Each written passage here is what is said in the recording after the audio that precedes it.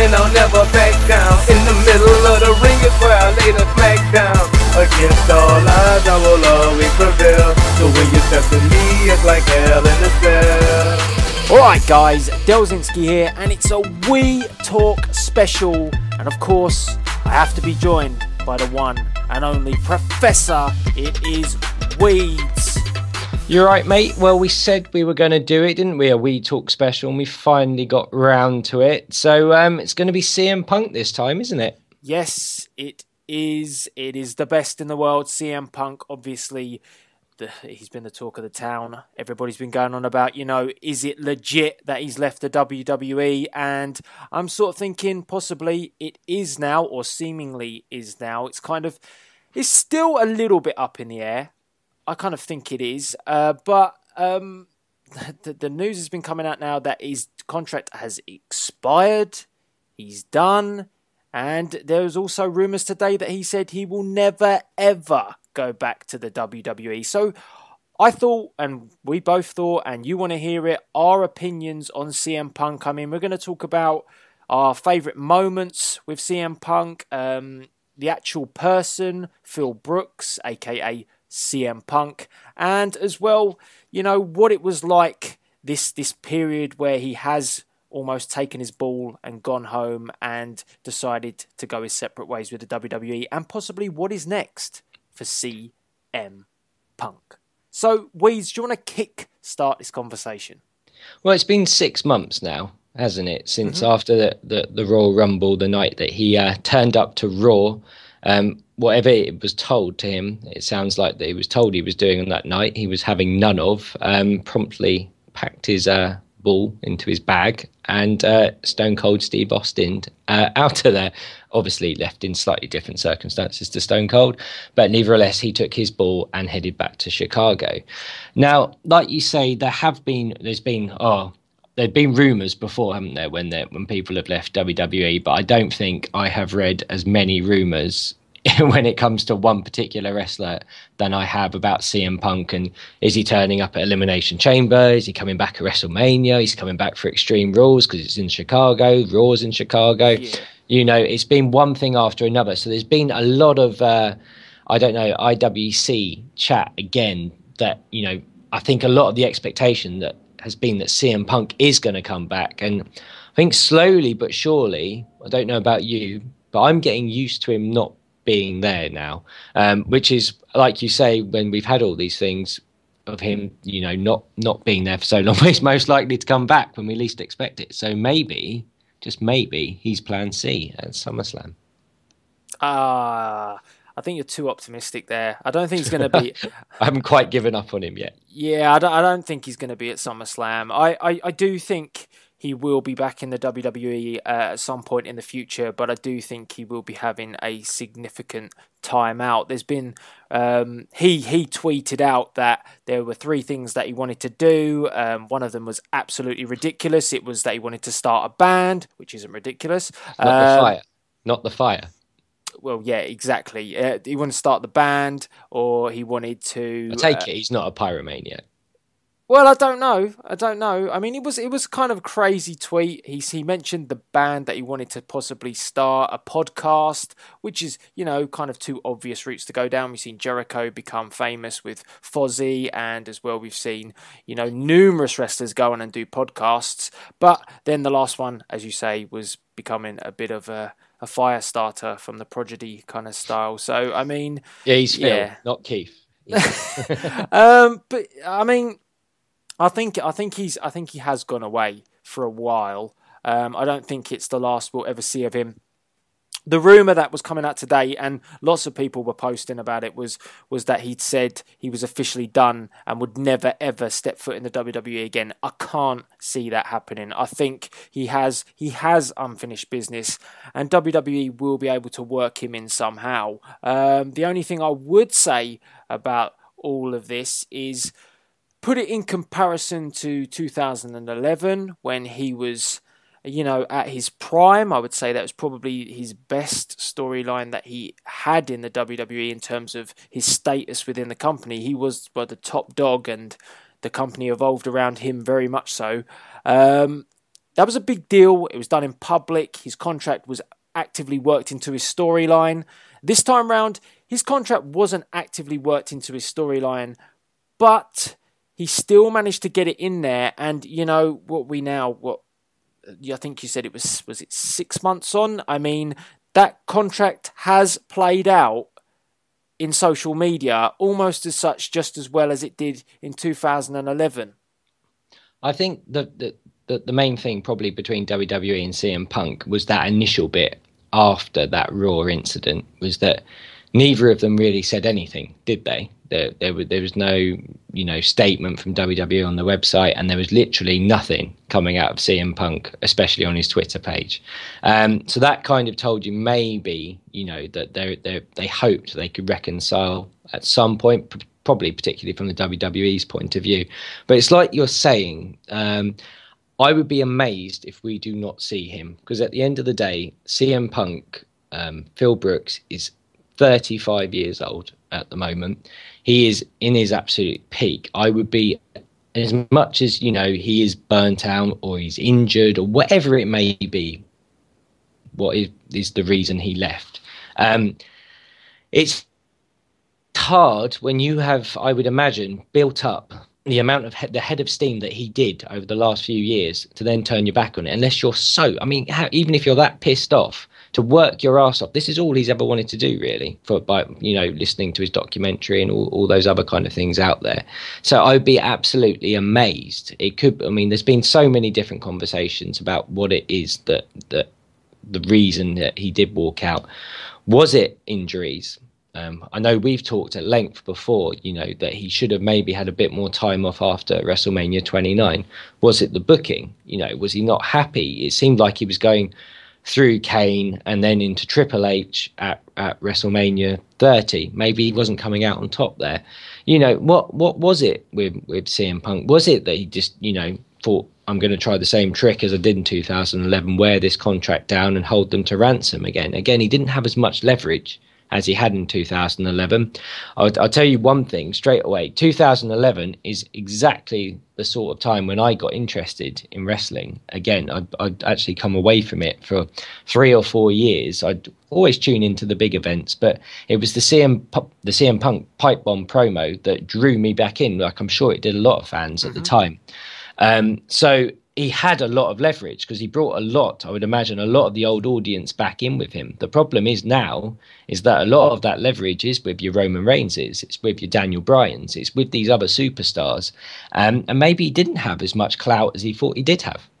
No, and the thing is, in 2011 as well, WWE gave him a lot. Like, they gave him a lot of room with that 2011 storyline. Have you ever seen somebody talk like that on a Raw show about Vince McMahon, Triple H, Stephanie McMahon, the way CM Punk talked about them? I've never seen anybody. I've seen gimmicks and stuff. We've seen Degeneration X being salty, and we saw Bret Hart spit at Vince.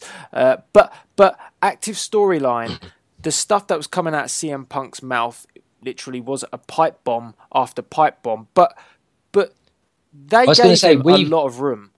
We've been here a number of times, haven't we, with CM Punk? The guy has been nearly canned from the WWE a couple of times previously, particularly when he was in ECW.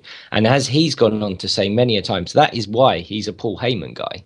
Is Paul Heyman who is the reason that we have CM Punk in the form that we've got him today, or had him today, because they didn't know what to do with him, did they? They literally had no idea. They bounced him around creative all the time until they let him actually take some of that steam, like they do with most of the wrestlers. And we see it all the time now, that as soon as WWE stick their nose in with your Cesaros or whoever it may be, it doesn't work. At the end of the day, you've got to let these guys be themselves with the volume turned up ever so slightly. And that was the problem, though, with CM Punk, because with the volume turned up ever so slightly, you got to question maybe the type of guy you get. CM Punk, as much as he likes his ice cream bars, he is he's not going to appease the fans just for the sake of appeasing the fans, is he?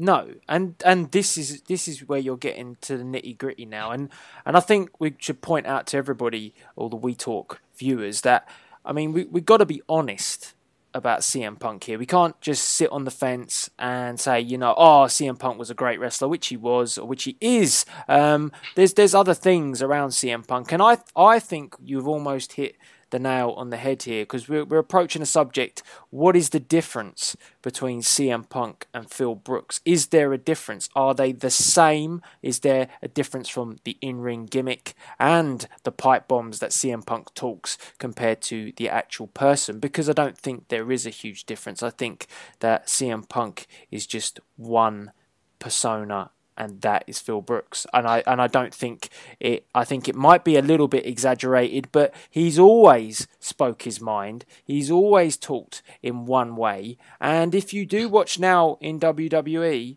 it's rubbing off on the way that AJ Lee carries herself as well in terms of style, promo, and acting. And to me, I've just got this.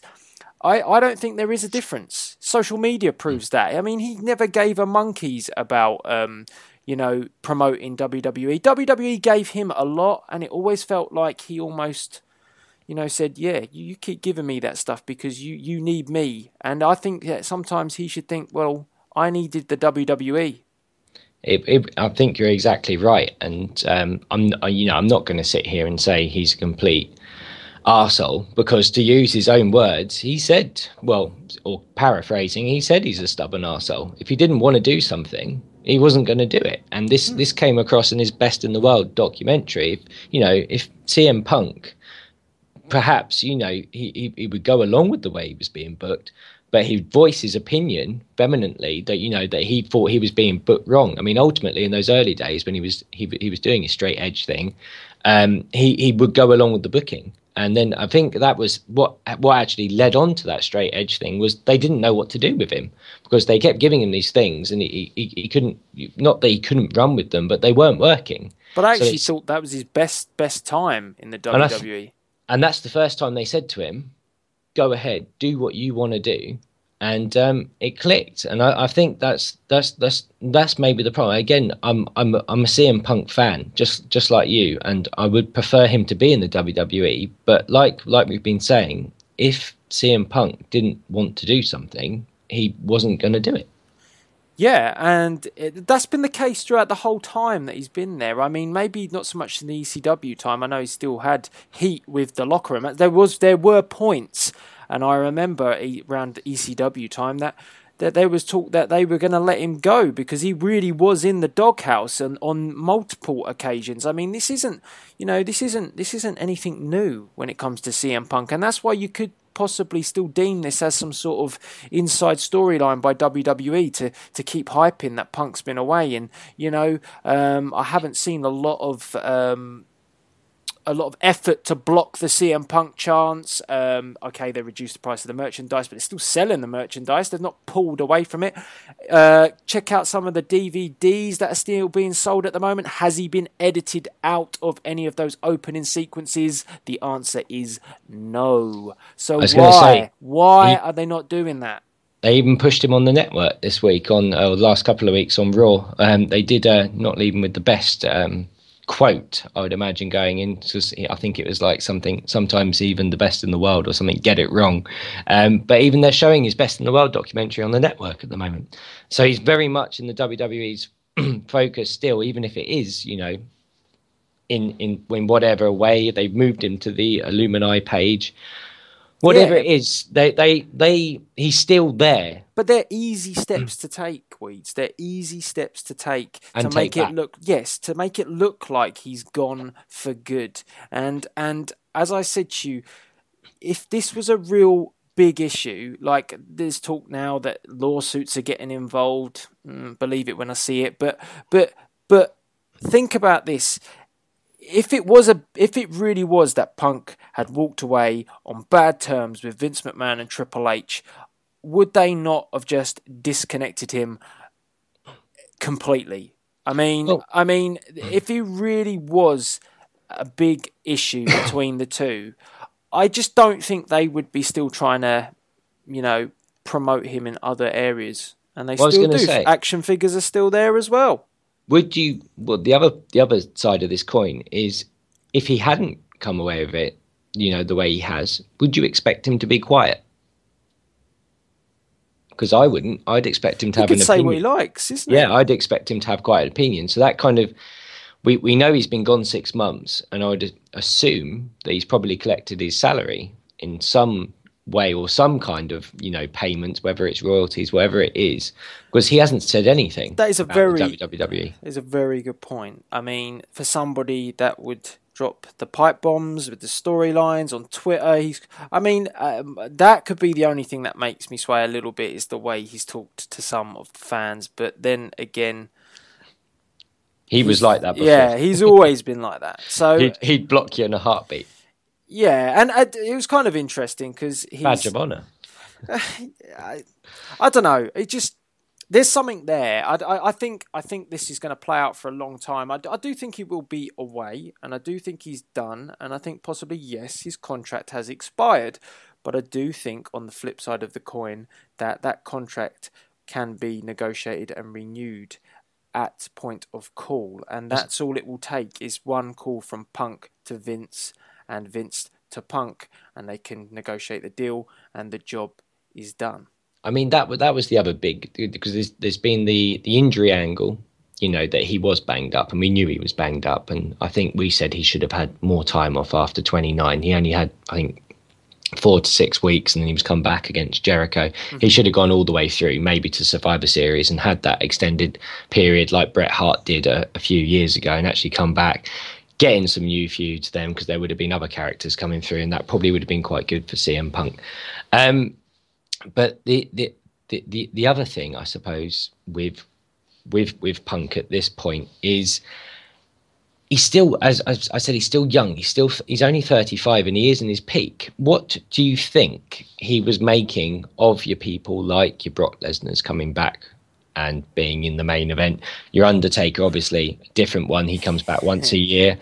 Your Batista coming back a week later. He's winning the Royal Rumble. I mean, would you imagine that CM Punk had an issue with the part-time kind of things that were being offered to some of these wrestlers? Because I'm assuming at some point this would be something that CM Punk wanted to do.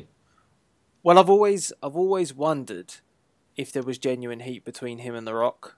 I've always wondered this. Because I mean, some of those cheap shots that he took at The Rock in 2011, I sort of thought to myself, well, The Rock has never ever said a bad word about you. And I was going to say, he must be a really good actor, but some of those promos were very bitter leading up to it. I mean, I'm a Rock fan as well. I'm more of a Rock fan than I am CM Punk. Think of the Attitude Era, please, because The Rock was the nuts back then, and a lot of people forget that version of The Rock because of what we've had in this piss-poor version of him when he's come back on multiple occasions. But think of the bigger picture here. They asked The Rock to come back, right? CM Punk didn't ask him. Okay, I can understand why he begrudges that, yeah? But WWE wanted him back, and The Rock is still a big deal to the WWE. And I got that. And what Punk seemingly didn't get was that it was like he took his spot. But at the same time, I didn't agree that The Rock became world champion. I did not agree with that. I did not agree that Punk lost that because of John Cena as well being involved there. I mean, the way that it went down, it was at the Royal Rumble, wasn't it? Royal Rumble? Yeah. It changed hands. And they got defended once more. Terrible decision. Terrible title change. It was bad. And I get that would have upset Punk. But previously, looking up to that, the way that Punk had talked about The Rock, I've always wondered if there was some genuine animosity, genuine hate for the two. And like you say, he doesn't have that hate for probably someone like a Lesnar. He doesn't have that. This is why I don't get. If it is the part-time thing, he is going to want to do this at some point. He doesn't have that towards Jericho either, I don't think. He's prided himself as a wrestler, so maybe he is No, but maybe he sees him as a, because Jericho, yeah, he's got other bits and pieces going on, but he's not a movie star like The Rock. You can't really argue about Brock Lesnar because, if he wanted to be an NFL lineman, he would have been an NFL lineman if he stuck with it. If he wanted to be a UFC fighter, well, he was a UFC fighter. He was champion of the world. You can't really argue with the athleticism of Lesnar either. So maybe it was just something he didn't like about The Rock. Hint of jealousy? Maybe a little bit. I mean, I can't imagine that CM Punk's ever wanted to, and this is what's weird about it, because I've always considered it a wrestling issue that he had, and he didn't like the booking because he's not going off to go and be in Guardians of the Galaxy or in Hercules or whatever it may be. He's a wrestler. So that's kind of, if it was a wrestling thing, I could only imagine it was because of the part-time schedules. But as I said, as he gets older, that is something he's going to want to do. Yeah. And he's going to be a lot more marketable. He's going to be marketable now when he comes back. He's probably going to come back on more money than he was on before anyway. But he's not old, but he is going to get to that point where his body is going to start having enough of, him having the crap kicked out of it. Because I mean, that was one thing I would say about CM Punk, is that you never got a half-assed match from him, did you? No, you didn't. But then, I think there's an element of respect to be thought about here, and there to some of the older generation that do come back, there was no respect.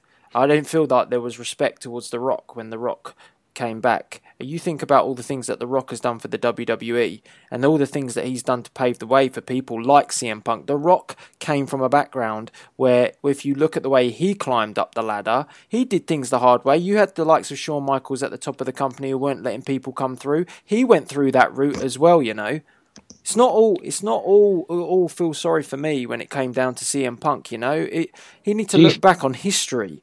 Do you think Punk always had a bit of a chip on his shoulder then, in that regard? Yeah, I think he's always had a chip on his shoulder. Nothing. It's not a bad thing, because I think that's what got him to where he was. If you look at him, the way he's come through the ranks from ROH and stuff, I reckon if you'd seen him from his ROH days, would you TNA, when he went to TNA as well, the way he looked, the way he was then, I mean, and you have to admit, WWE have watered him down quite a lot. He had a lot better moveset in those other companies, but when he came into, could you really imagine that that version of CM Punk could be where it was today, or where it was being one of the longest reigning WWE champions of all time? And this is why I say I got back into WWE, because it was going to be interesting how he was going to come across, wasn't it? Because as I've said, as I've kind of indicated already, up until 2011, I wasn't overly interested in what the product had become. I understood why the product had changed, but yeah, it wasn't really what I wanted to watch. I was more drifting towards Impact at that point, because it was the more kind of a little bit more Attitude Era, but that was kind of what I was looking for my wrestling experience still. So when he came back, dropped the pipe bomb, that was exactly what I wanted. Pipe bomb was awesome. And that is, yeah, it's still one of my favourite moments of WWE. It was what every wrestling fan was thinking at the time, though, to be fair. Like, okay, not to the extremes of some of the things that he said. As I say, I still think he should have been thoughtful and respectful. Obviously, it had been planned out and thought through, and they knew what he was going to say, but it was pretty cutting and it was edgy. And yeah, you're right. It was flashbacks of the Attitude Era when they did push things from a PG era time, what we have at the moment. It was different. I mean, I couldn't, like you were saying earlier, I couldn't ever imagine some of the stuff, whether or not he meant it, and I'm sure he did. Well, that's it, and that's what I was saying to you before. What's the difference? I mean, did he mean those things when he said it? Do you reckon he was given a piece of paper and they said to him, you write whatever you like on that paper? Do you know what? I think that's the other reason why he has issues with The Rock, because doesn't The Rock have writers support him with his lines and his promos, and CM Punk writes his own promos? I think, CM Punk, again, going back to that documentary, he was given a mic that night and was told to air his grievances. And that is the story that everyone has told from that night. He didn't have a script.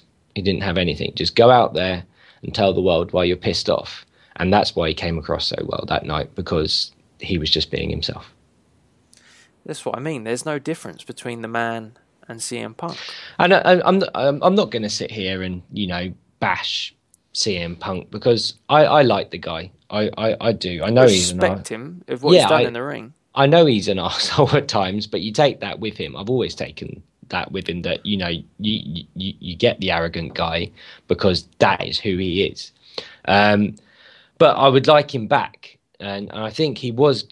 If he would have signed himself up, he would have been back in that title picture. So I'm not hoping that he's injured, but I'm hoping that he is taking this time out to rest himself, and so that we can get him back, because a CM Punk return, no matter how long it's going to be, because those, as you say, those chants are not dying down. A CM Punk return is still going to be a huge thing when it happens. Well, every time AJ Lee is going to be in the ring, they're going to chant CM Punk, so that's never going to die. And I've got to put a question to you.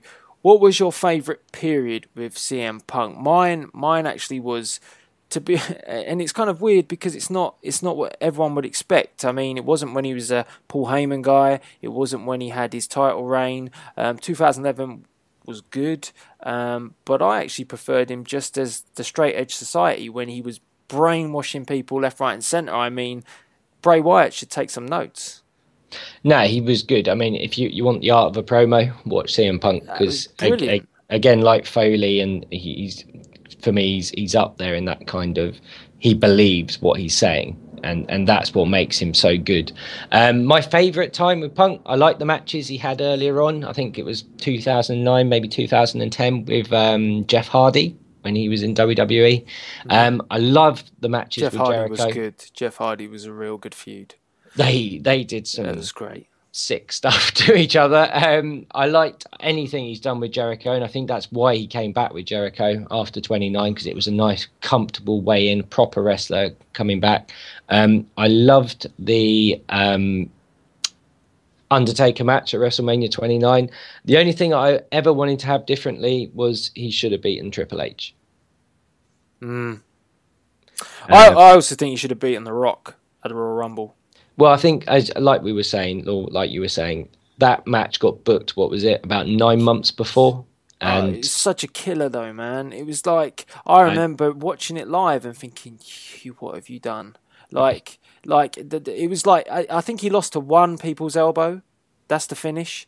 Is it one people's elbow? I'm pretty sure it is. He's no Cena, is he? He's no Cena. That was my biggest problem, was that Cena has the ability to kick out of X amount of rock bottoms, X amount of people's elbows, X amounts of GTSs, and Punk has to job to one people's elbow. And this is what's so amazing in it when you talk about these things. Like I say, I get annoyed that he didn't have the respect for The Rock, but then I sympathise with Punk that, the way that he was stitched up with losing the belt. I mean, not on at all. And that's what's great about this debate, is because, one, none of us know, and two, either way you look at it, every argument you can make, whether it's an injury, whether it's the booking, whether it's him being an arsehole, there is always, and there's such two sides to every one of these arguments. There's never ever, it's no black or white in this instance with CM Punk. Is CM Punk is absolutely grey all the way through. There is no right or wrong answer. Final question for you. Will he go down if he never returns as a WWE or a Hall of Famer or a legend, or just a yes or no? No, you can fire away, let loose. I think that what I'm trying to get at here is when you look at some of the bigger guys, that have moved away. Let's take probably the greatest. Mr. Michaels. But yeah, I personally believe Shawn Michaels is the best ever. Don't know if do you agree on that one? He is. I didn't like him for a very long time, but still, if I wanted to watch a match and actually watch a proper wrestling match and not know the outcome or what was going to happen, and see everything I wanted from it, I'd watch Shawn Michaels every day of the week. Yeah, and I mean, CM Punk coins the phrase that he is the best in the world, but I mean, Shawn Michaels is the best ever, and will he be acknowledged like that by doing what he's done if he never returns? If he walks away, never comes back, he's quite happy to just say that, well, I've done my time. For me, what do you think? mainly get acknowledged in wrestling, even though there are the other companies, you get acknowledged for what you do in the WWE more often than not. His body of work, albeit good, it's a good start for me, a good start to middle. He doesn't have enough stuff to be considered one of the greats at the moment. He'd need another, for me, 3, 4, 5 years to be able to be one of the greats. Yeah, I do agree. I agree on the basis that he was. I have to think you have to take into account WWE gave him an awful lot, and it's not all one way. Like he had his grievances, and WWE also probably had their issues with him. But WWE always, 434 days as a champion. That is a lot for the WWE to give any wrestler, and they let him have that, and they did. It was their decision. It wasn't because they didn't know what else to do with him. It was because he was the best in the world at that point, and arguably still is. He was the one going out there doing the best promos week in, week out, having the best matches. But was he the best in a period of time where there wasn't much better? The only one above him was a Cena, and Cena was struggling, so they turned to Punk. I mean, you look at the Attitude Era and the type of caliber of wrestlers you had. You had Austin, The Rock. We had tons of guys coming through, and then you go back even more. Bret Hart, Shawn Michaels. Punk never really had anyone at that time. He didn't have his feud. His feud was Cena. So that's what I'm that's it. What I would say with that is, no, there wasn't the best competition around for him, and there is a lot more coming through now, which is a follow-up question that I'm actually going to ask you in a minute. But despite there not being the best kind of competition around for him, his work at that time still, he stood out the way that a Bret Hart stood out in like 93, 94. You could tell by far that he was the best thing on that show for me at that point. It didn't matter if he didn't have other people around there. If you wrestled with him, he brought you up. Mm-hmm. No, I would not. I wouldn't question that. I think right. The question I have for you, and this is the question why I don't consider him actually great at the moment. What has he left out there still to do? What are the matches you'd like to see if he came back? Are there things you'd like to see again? Maybe Lesnar? Are there things that haven't happened yet with maybe someone like Kurt Angle coming back in? I'd like to see him. I'd still like that Austin match if it could ever happen. Because it was really... It's got to happen, isn't it? It was real bizarre. I mean, 2011, he used to wear the T-shirts as well. They had a little bit of back and forth. It's always one that I've wanted to see. I don't know if Austin talks about it a lot on his podcast. You probably know better than I do. But yeah, he's said a couple he come back, and one is definitely CM Punk. If they could work that out, and I think Heyman's trying his best to get that done. If they could sort that out, it would be Mania, wouldn't it? Yeah, I mean, wouldn't matter what else was on that card. That would be the only reason you buy the pay-per-view. Can you imagine? I mean, the promos, the fights that these guys would have, it would be awesome, and that's one that I would like to see. Kurt Angle could be interesting. Jeff Hardy, if he ever chooses to come back, reignite that one. I always thought that was a great feud originally anyway. So, and you've got a proper feud that would be there with Seth Rollins. Yeah, he's coming through now. You start looking at the younger guys. I mean, Roman Reigns. If Punk, I've always thought that Punk is a better heel than he is a face. So if Punk went up against the face Reigns as a champion, that would be a great one as well. And Daniel Bryan. I mean, this is it. It's very frustrating. I mean, and this is what we're trying to say. I mean, if he they had a couple, didn't they? It was way back.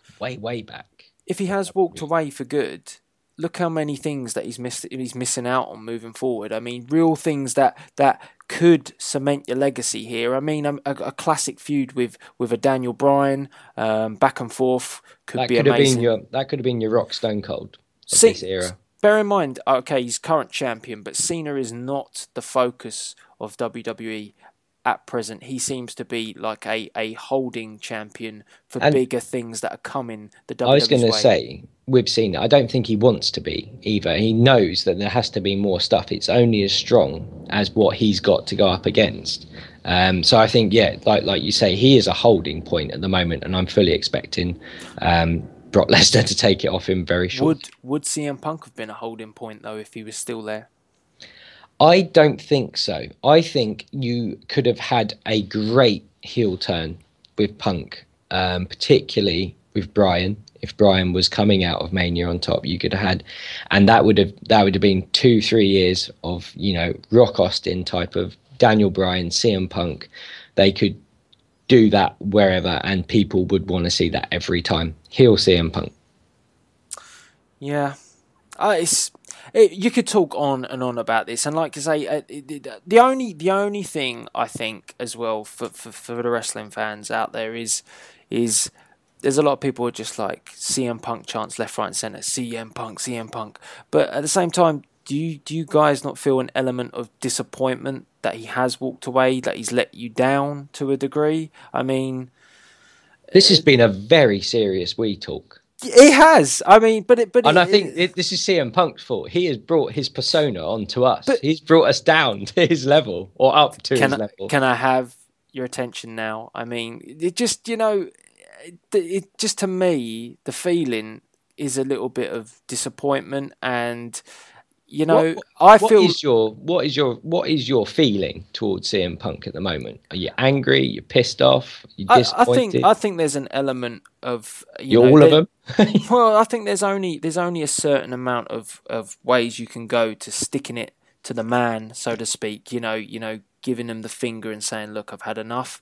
And I think he pushed his luck too far, and WWE just sort of thought to themselves, "Well, you've done this before, and we were nice to you. You know, we bowed to your demands, and we were flexible with you. We gave you a massive title reign. This time, no. You know, you've pushed our buttons too many times. We'll let you go this time, and that's that." And to me, that is why it's let me down a bit, because I think he brought that situation into game. I mean, he didn't have to. He had his contract there, willing to be negotiated, from what I understand. I mean, there's a lot more probably going on behind the scenes that me, you, the world don't know. But for me, from the outside looking in, he's walked away, and that's what I'm trying to understand with the fans. They chant for CM Punk in matches where sometimes you've even got Daniel Bryan wrestling, and I sort of think, hold on, you should be chanting for Daniel Bryan now. And that'd be the one thing I would say is, we've talked about all that, and the one thing about the WWE is that they're okay with him not being there. It still goes on. The show goes on. The stars are still coming through. It didn't revolve around CM Punk. I actually think that the product now is pretty good. It's not evolving around one guy and one guy only. There is a lot of promising guys coming through for the WWE. So Punk's departure has sort of kicked WWE into gear to really maybe look that's what he towards wanted the future. to do. It's the catalyst of, it's such an interesting topic. You can never really get to the end of it, and you'll probably find that, come WrestleMania time, Punk's changed his mind and might want to come back and be involved in a match against, who knows, Triple H, Stone Cold Steve Austin. It's a final question. Final question. Go on. Will we see him again? Yes, we will. I don't think we'll see it for a while, though. I agree. And I think that's about it. I think that sums it up. I mean, guys... Are we CM Punk'd out? We've been punked out, yeah, literally. We've been hit hard with the GTS, and this one has knocked us for the 3 count, and we're down, and we're out. Just one GTS, though. One GTS. Only one GTS. I mean, we can't do Super Cena, no. I mean, guys, let us know your views. I mean, as I said, this one was quite serious, this We Talk, and that's different for me and for Weeds. But I'm not used to this. But there's a lot of interesting topics. There's a respect issue. There's Punk the person, or Phil Brooks, so to speak. Is there a difference between the two? There is lots of things to talk about when it comes to CM Punk. Are you happy, disappointed that he's gone? Did WWE make the right decisions to let him go? Should they make more of an effort to keep him? Was Punk right to, just say bye-bye? It's crazy. Or is it all just a massive work? Just one final point. The whole thing that the only thing we haven't covered? Well, money. This is not about money. Well, that's it. That's kind of interesting, isn't it? All of this conversation, and we didn't once bring up the topic of money, and that's kind of amazing in this day and age. It's it's pretty much amazing, because that's most of the time why these part-timers come back. So yeah, I think, like you say, we've covered an awful lot of ground today. Yeah, I mean, guys, you got to let us know your views and your opinions, and be honest about your opinions. I mean, that's the point of the We Talk that we were doing today. It was being honest about our feelings towards CM Punk. So some bits are going to be, we were happy with elements of, well, obviously we're ecstatic with some of the stuff he's done in the WWE, but disappointment that he's gone. But you've got to be honest, haven't you, Weeds? It's the only way to be, and neither of us, we don't know if we're right or wrong or what it is. This is just our opinions, and whether you think you don't. I was going to say whether you agree with us or not. I think we both agree that we'd like to see CM Punk back in the WWE ring at some point, wouldn't we? Yeah, overall, he's a massive talent, and he is a big loss in an element. No one likes to see a superstar at their peak walk away, and I just hope that they can come to some sort of agreement, and we get CM Punk versus Stone Cold Steve Austin in the near future. Yeah, definitely. So, guys, I mean, all that's left to be said, as usual, please rate, comment, and subscribe. If you did enjoy this very special We Talk, where we went into in depth about the best in the world, CM Punk, then let us know, and we might do a few more of these in the up and coming future. Weeds, have you got anything left to say, or are you punked out? I'm punked out. I will see you guys next Wednesday for our regular scheduled programming of We Talk. Yeah, we'll be back to being ridiculous again. It's probably best to say. We'll be back to being Bagwell approved. We're Bagwell approved today as well. So of course. Yeah. Guys, don't forget, give me some shout outs. Wednesday I'll be asking for you to tell me if you're Bagwell approved, and all that's left to be said is please rate, comment, and subscribe. Until the next We Talk, this is Delzinski and the Professor signing out.